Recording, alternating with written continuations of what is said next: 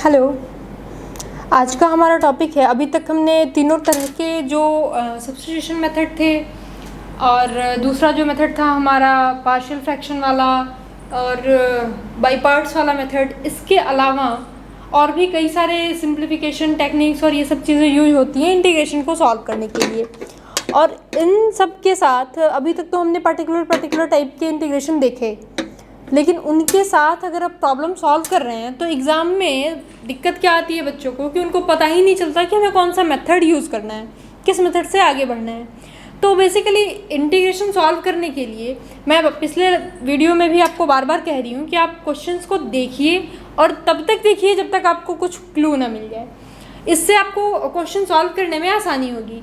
अभी मैं 2-3 तरह के अलग अलग प्रॉब्लम लेके, चूँकि वीडियो में हमारे पास टाइम कम होता है और इतने कम टाइम में बहुत सारा प्रॉब्लम सॉल्व करना, वो भी बोर्ड पे कैमरा के सामने, थोड़ा सा मुश्किल होता है क्योंकि आपको भी बोरिंग लगेगा। तो प्रॉब्लम सॉल्व तो किया हुआ आपकी किताबों में है, एग्जांपल्स हैं बहुत सारे, आप इंटरनेट से सॉल्यूशन भी ढूंढ सकते हैं। मैं आपको बस उसका इंसाइट्स देना चाह रही हूँ कि आप उस डायरेक्शन को पकड़ सको, उस डायरेक्शन पे जा सको जिससे प्रॉब्लम सॉल्व करने में आपको आसानी हो। तो अभी बेसिकली जो भी प्रॉब्लम हम लेंगे, मैं उसमें 1 बाय 1 आपको उसके जो बारीकियां हैं, वो जो उसमें आपको ध्यान देने की बात है, वो सारी चीज़ें बताऊंगी, पॉइंट आउट करके बताऊंगी, ताकि आप नेक्स्ट क्वेश्चन सॉल्व करते समय उनको यूज़ कर सकें, उनको अप्लाई कर सकें और आपका जो प्रॉब्लम सॉल्व करने का टेक्निक है वो इन्हांस हो सके, ज़्यादा बढ़ सके। तो अभी मैं लूँगी, मैंने पहले भी बोला था कि जो फंक्शन जैसे सिंपल आपको दिख रहा था log x का डिफरेंशिएशन आपको पता है 1/x, तो 1/x का इंटीग्रेशन तो आपको log x मिल गया। लेकिन अगर आपके पास log x इंटीग्रेशन दिया हुआ है, log x dx, integration of log x dx, तो कोई भी ऐसा नोन फंक्शन नहीं है जिसका डिफरेंशिएशन log x हो, ऐसा तो कोई नोन फंक्शन नहीं है। तो अब हम इसके लिए क्या करेंगे, किस मेथड से आगे बढ़ेंगे, थोड़ा सा सोचते हैं कि कैसे हम आगे बढ़ेंगे। मैंने आपको बाय पार्ट्स मेथड बताया है, सब्स्टिट्यूशन मेथड बताया है, पर देखते हैं कि हम क्या अप्लाई कर सकते हैं। सबसे पहले एक सिंगल टर्म यहाँ मुझे दिख रहा है log x। इसमें log x के बारे में हमें पता है कि इसका डिफरेंशिएशन हम कर सकते हैं, इंटीग्रेशन के बारे में हमें कोई आइडिया नहीं है कि कैसे होगा। तो आइए हम देखते हैं कि log x को अगर हम सब्स्टिट्यूट करना चाहें, सपोज log x को सब्स्टिट्यूट करना चाहें सम t से, जो आपने पढ़ा है अभी, तो उसका मैंने क्या कहा था सब्स्टिट्यूशन मेथड के लिए कि जब आप सब्स्टिट्यूट करेंगे जिस भी टर्म से, तो आपको उसका डिफरेंशिएशन नज़र आना चाहिए फंक्शन में, तभी जाके आप सब्स्टिट्यूशन मेथड के लिए आगे बढ़ेंगे। कुछ ऐसा तो दिख नहीं रहा आपको, log x का डिफरेंशिएशन तो 1/x होता है, ये तो फिर से x के टर्म में रह जाएगा, डिफरेंशिएशन dx वाला टर्म तो रह ही जाएगा ना। तो कुछ और सोचते हैं।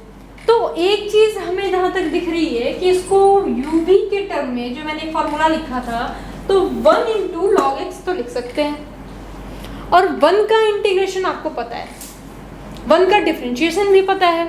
अच्छा, अभी फिर आती है बात, जब आपने uv मेथड में लिख दिया तो फिर आती है बात कि फर्स्ट फंक्शन किसको बनाएंगे, आइलेट बाद में यूज़ करेंगे। पहले हम ऐसे सोचते हैं कि फर्स्ट फंक्शन किसको बनाया जा सकता है। सपोज आपने अगर इसको 1 को फर्स्ट फंक्शन लिया तो आपका फॉर्मूला क्या कहता है, first function integration of second function into differentiation of first function. जैसे ही जब सेकंड टर्म पे हम आते हैं, डिफरेंशिएशन ऑफ फर्स्ट फंक्शन, और ये 0 हो जाएगा, फिर तो 1 लेने का कोई मतलब ही नहीं रहा, है ना।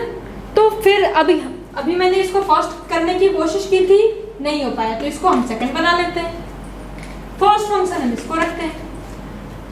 अब इसको मैंने फर्स्ट रखा, इसको सेकंड रखा, फॉर्मूला अप्लाई कीजिए, first function integration of second function minus differentiation of first function into integration of second function. इससे क्या हुआ कि आपने देखा कि इसका डिफरेंशिएशन जो है log x का 1/x, इसके इंटीग्रेशन के साथ उसको कैंसिल कर देगा। तो आपकी जो यहाँ कॉम्प्लेक्सिटी थी प्रॉब्लम की, जहाँ पे आपको log x का इंटीग्रल करना था, वो कॉम्प्लेक्सिटी खत्म हो गई, क्योंकि इंटीग्रेशन का जब भी हम बाय पार्ट्स मेथड यूज करते हैं तो उसमें सेकंड टर्म में तो इंटीग्रेशन हमारा रह ही जाता है, लेकिन कॉम्प्लेक्सिटी खत्म हो गई उसकी। तो अब आपका जो सॉल्यूशन हुआ वो हुआ x log x minus integration of 1 into dx।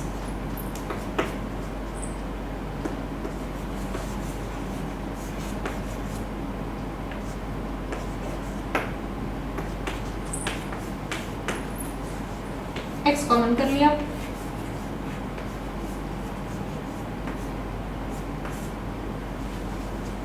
ये रहा आपका आंसर। तो अभी मैंने देखा कि देखिए इसका क्या मिला, इंटीग्रल दिस।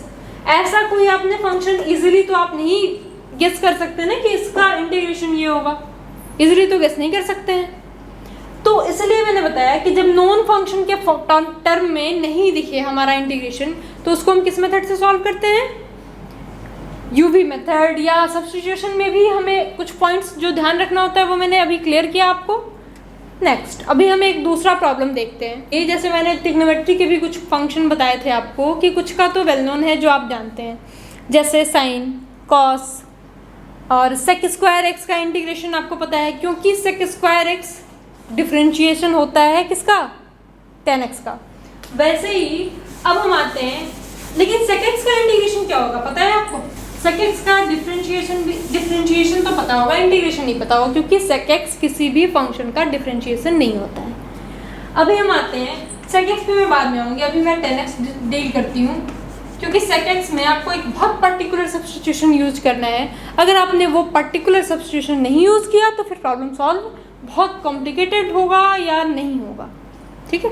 तो वो बिल्कुल पर्टिकुलर सब्स्टिट्यूशन है जो कि आपको याद रखना पड़ेगा, उसके लिए थोड़ा दिमाग लगाएंगे तो आपको याद रह जाएगा, ये तय है। लेकिन आप चाहेंगे कि उसको देख के आपको कुछ आइडिया लग जाए तो थोड़ा मुश्किल है, ठीक है। tan x पे आते हैं। tan x में अभी आपने जैसे मैंने log x का किया, आपके दिमाग में आ रहा होगा कि वो भी कर सकते हैं, पर उससे पहले मैंने आपको बताया था कि अगर आपको फंक्शन ऐसा दिख रहा है कि जिसको सिंप्लीफाई किया जा सकता है, तो एक स्टेप में पहले सिंप्लीफाई करके देख लीजिए, राइट। तो हम इसको एक बार सिंप्लीफाई करके लिखते हैं। tan x को आप जानते हैं कि sin x upon cos x। फिर से क्वेश्चन को देखिए एक बार गौर से।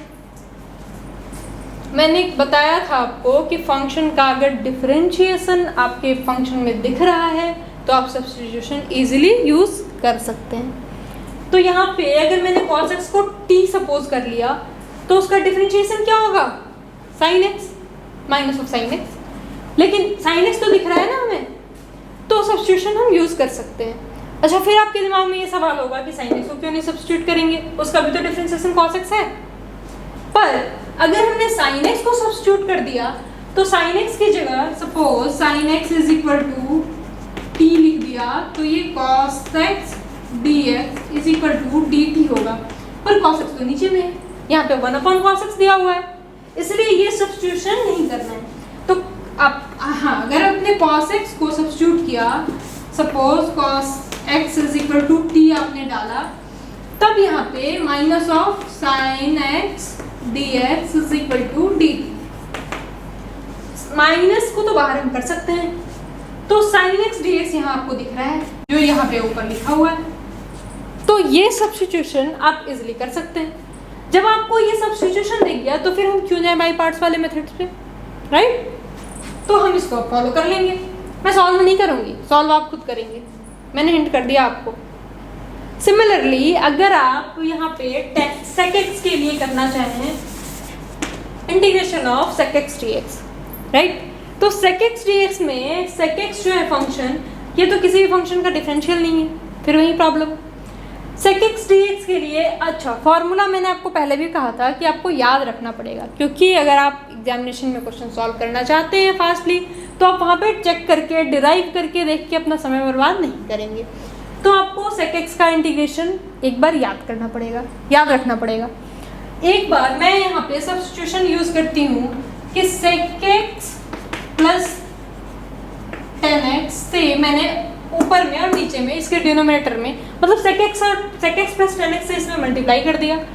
अगर हम किसी फंक्शन से मल्टीप्लाई करेंगे तो उसे डिवाइड भी करना पड़ेगा। तो मेरा फंक्शन बना sec x into sec x plus tan x divided by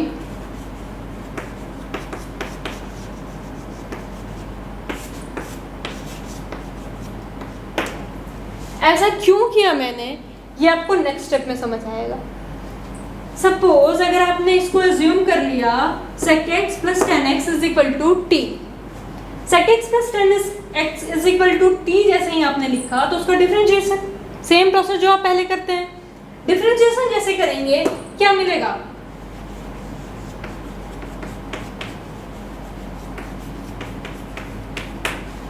इसको डिफरेंशिएट करके देखिए क्या मिलेगा, sec x